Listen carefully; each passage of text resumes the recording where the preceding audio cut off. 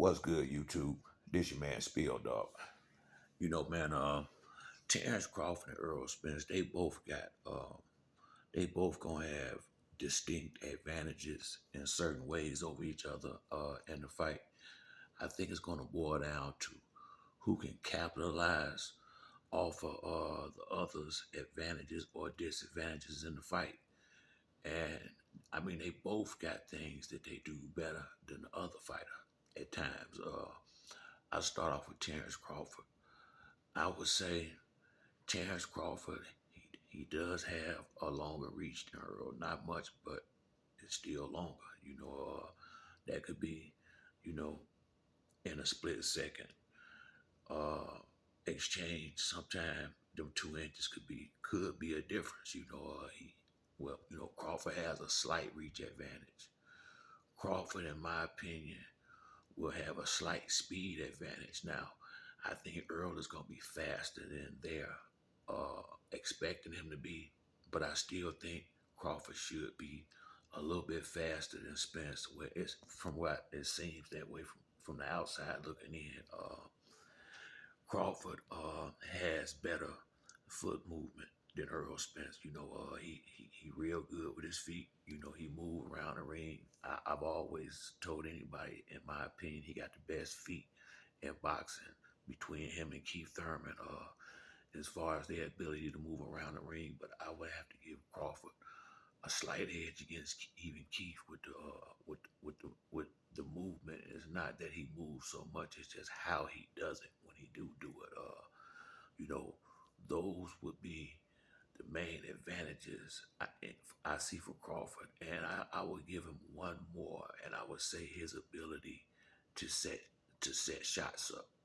You know, if you're not careful with Crawford, Crawford is real good at setting up big combinations and big shots, and it's usually like two or three punch combinations. I mean, he's excellent at that. So those are some of the spots where I see where Crawford has an advantage.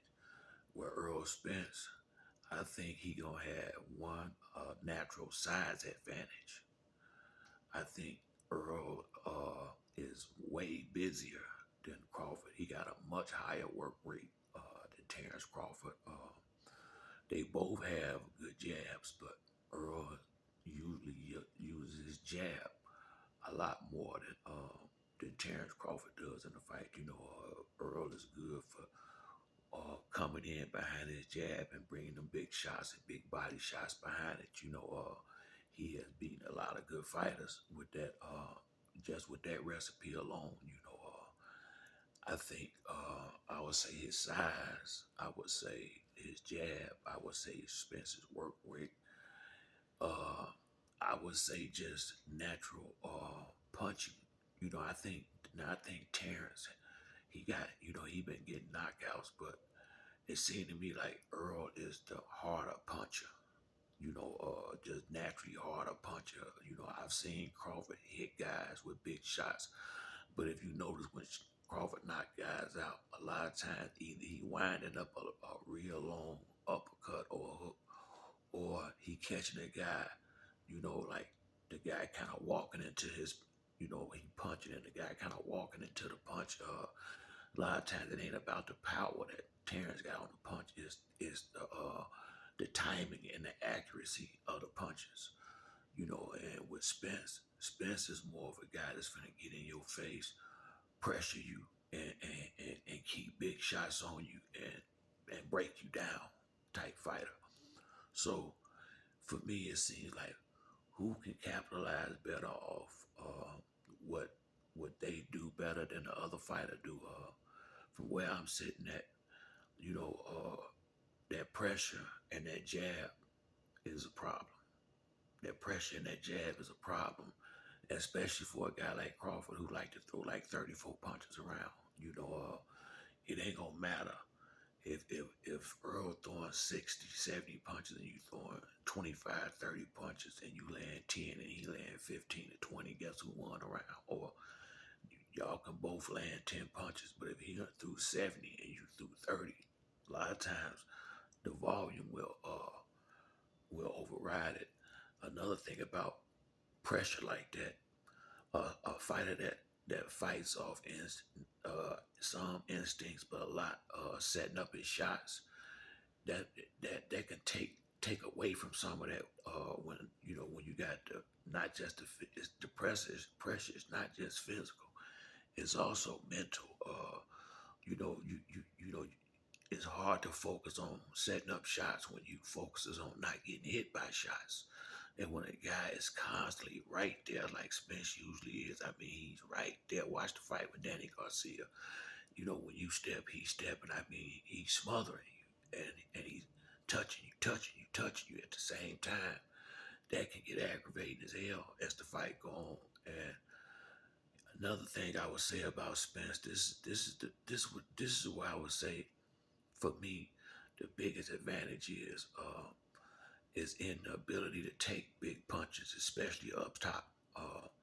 I've seen Crawford just shook too many times up top by fighters that ain't nowhere close to the caliber of Spence.